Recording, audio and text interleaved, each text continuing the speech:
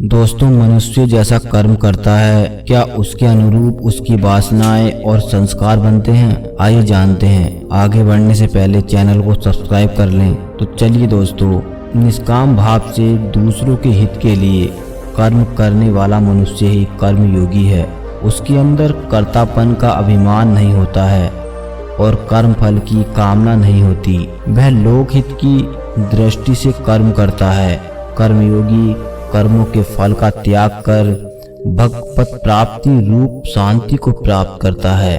सभी अपने सामर्थ्य के अनुसार कर्तव्य कर्म करते हैं, लेकिन सामर्थ्य से बाहर या शास्त्रों में निश्चित या लोक और समाज की मर्यादा के विपरीत किया गया काम कर्तव्य कर्म नहीं बनता।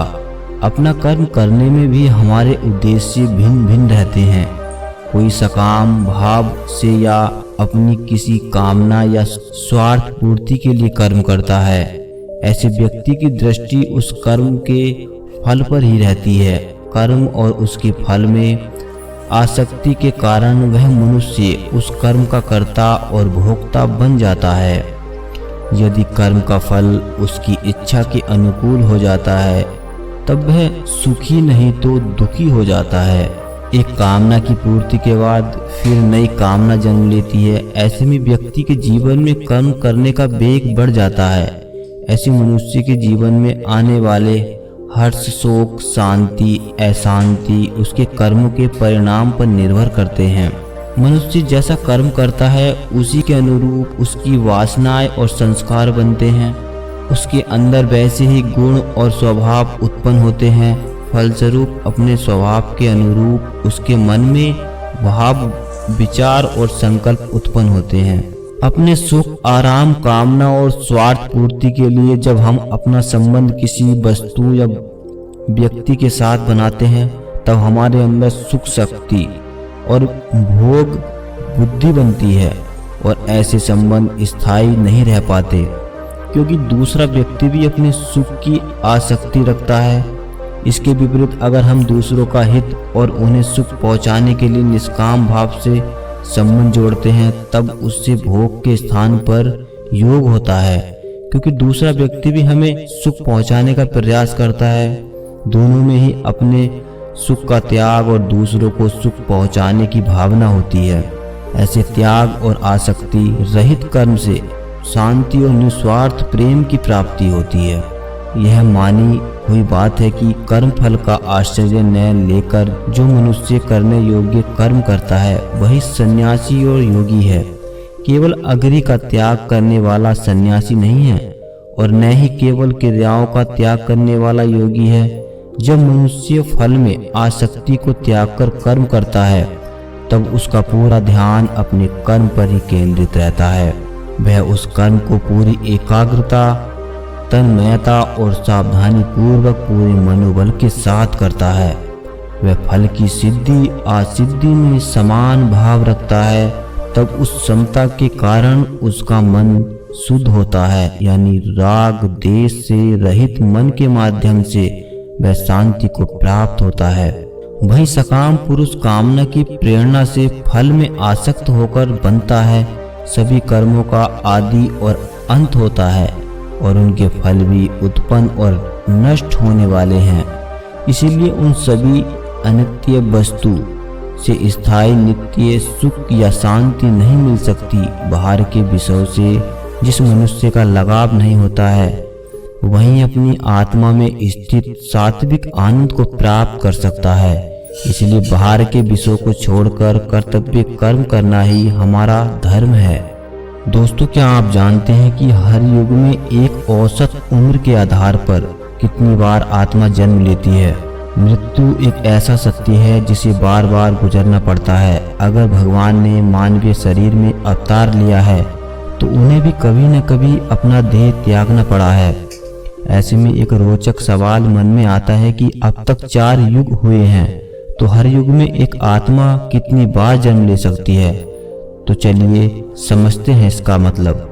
किसी भी आत्मा के जन्म या मरण के हिसाब को समझने से पहले ये समझना जरूरी है कि कितने युग हैं और उन युगों में समय की गणना क्या है। वैसे यह एक बेहद तार्किक सवाल है कि एक आत्मा हर युग में कितनी बार जन्म लेती है, क्योंकि उसके लिए यह समझना जरूरी है कि किसी आत्मा के जन्म लेने की घटना किन किन कारकों पर आधारित है। लेकिन पहले समय को समझने का प्रयास करते हैं और जानते हैं कि समय की इसमें क्या भूमिका है।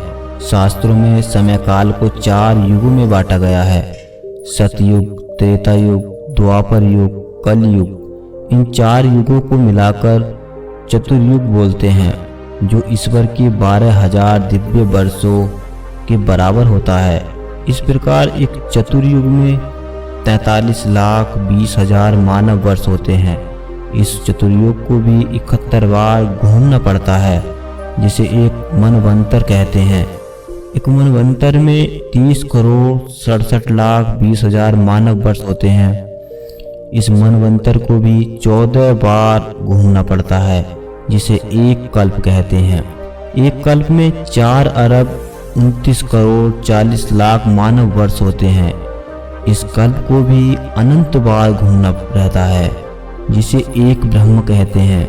इस प्रकार देखें तो एक आत्मा के पास लाखों करोड़ों मौके हैं जन्म लेने के लिए, और आत्मा का जन्म और मृत्यु का चक्र इन सभी युगों, मनवंतरों, कल्पों और ब्रह्मों में चलता रहता है। लेकिन इसमें जितने वर्ष आप देख रहे हैं, कोई आत्मा उन सभी वर्षों या कल्प या ब्रह्मों में जन्म ले ही ये आवश्यक नहीं। किसी आत्मा के जन्म लेने के लिए 2 बातें मुख्य हैं, जिसमें पहला उसके कर्म और दूसरा है हर युग की परिस्थिति। शास्त्रों और पुराणों के अनुसार आत्मा अपने कर्मों के अनुसार विभिन्न योनियों में जन्म लेती रहती है, और उसके जन्म और मृत्यु का चक्र तब तक चलता रहता है जब तक कि वह मोक्ष पाकर परमात्मा में न मिल जाए। इस प्रकार उसका जन्म लेना उसके कर्मों और कुछ स्थितियों में आत्मा की इच्छा के ऊपर भी निर्भर करता है। कुछ आत्माएं एक युग में केवल एक बार जन्म लेती हैं, कुछ आत्माएं कई बार जन्म लेती हैं, और कुछ आत्माएं तो एक युग में एक बार भी जन्म नहीं लेती हैं।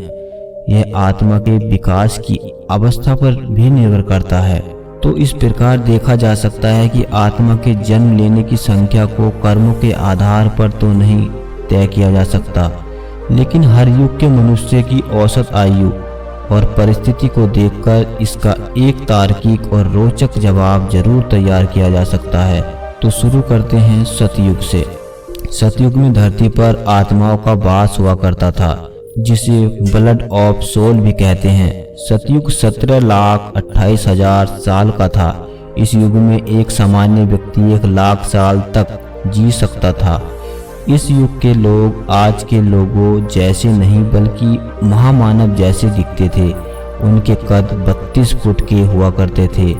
हर युग की तरह इस युग में भी हर आत्मा को मृत्यु को धारण करना ही पड़ता था, लेकिन इस युग में इंसान के पास इच्छा मृत्यु की शक्ति हुआ करती थी। ऐसे में यह संभावना घट जाती है कि कोई आत्मा जल्दी जल्दी जन्म लेती होगी, और यह तय करना भी मुश्किल है कि वह कितनी बार जन्म लेती होगी। इस युग में भगवान राम ने अवतार लिया, लेकिन उन्हें भी प्राण त्यागने पड़े थे। त्रेता युग 12,96,000 साल का था, और इस युग में एक सामान्य इंसान 10,000 साल तक जी सकता था।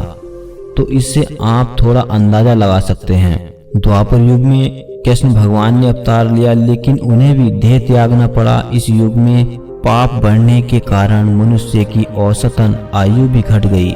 यह युग 8,64,000 वर्षों का था, जिसमें एक व्यक्ति 1,000 साल तक जी सकता था। शास्त्रों के अनुसार कलयुग में एक आत्मा 45 बार जन्म लेती है, और उसकी औसत उम्र 100 साल तक की होगी। इस प्रकार एक आत्मा एक युग में कितनी बार जन्म लेती है, इस बात का कोई निश्चित उत्तर तो नहीं है, बस एक संभावनात्मक गणना है, लेकिन उसमें भी कई शर्तें हैं। दोस्तों, अगर ये जानकारी आपको अच्छी लगी हो तो चैनल को सब्सक्राइब करें, ताकि आने वाली जो भी जानकारी आप तक पहुंच सके।